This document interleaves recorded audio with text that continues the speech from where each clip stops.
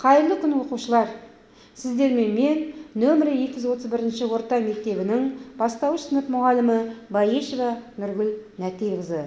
Бүгінгі сабағым қазақ тіл пәні бойынша мәдени мұра бөлімінің 34-ші сабағы. Тақырыбы сөйлемнің дара және күрделі мүшелері.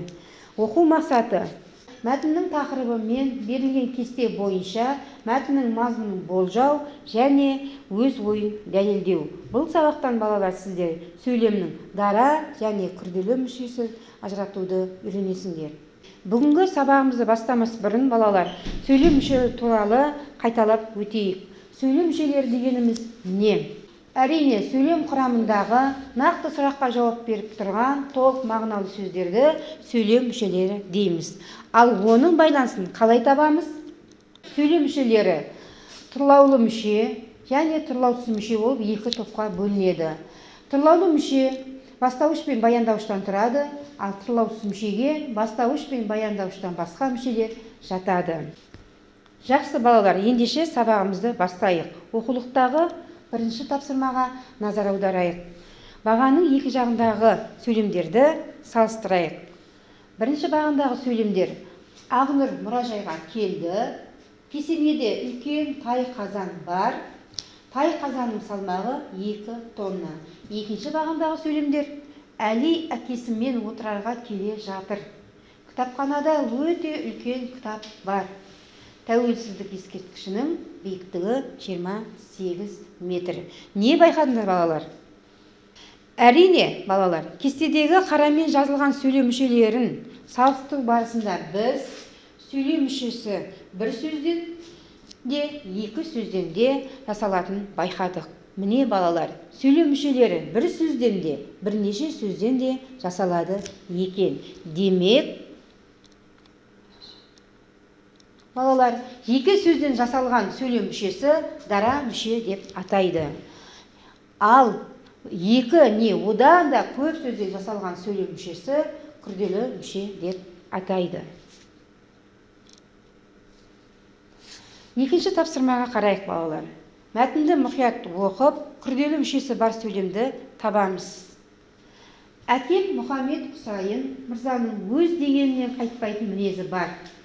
Бала күнінен ата-баба тарихын құлағына құйып өсті.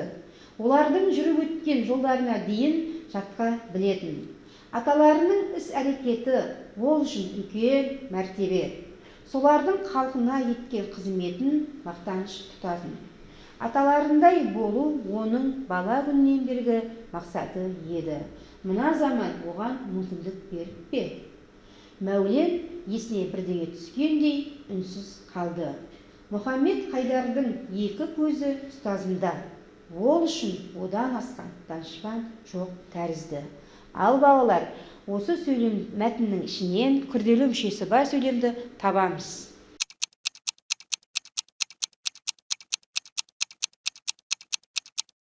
Әрине, мәтіндегі күрделі сөзі бар сөйлем бала күнінен ата-баба тарихын құлағына құйып өсті және Мәулен есіне бірдеңе түскендей үнсіз қалды. Бұл сөйлемдердегі құйып өсті, үнсіз қалды сөздері бұлар күрделі мүшелер. Өйткені екі сөзден құралған. Бәрі бір ғана сұраққа жауап беріп, сөйлемнің бір ғана мүшесінің қызметін атқарады.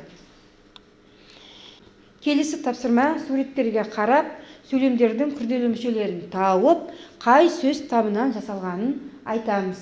Бірінші сөйлем: ат бәйгеде озып келді.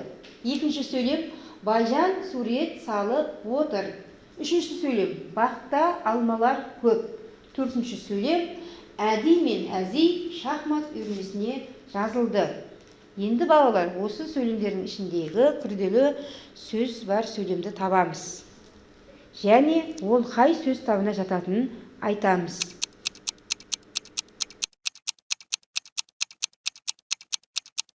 Әрине балалар, бірінші сөйлем: ат бәйгеден озып келді. Екінші сөйлем: Байжан сурет салып отыр.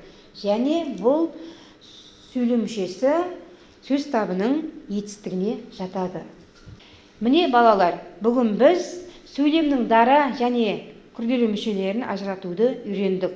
Осымен бүгінгі сабағымды аяқтаймын. Сау болыңыздар, балалар.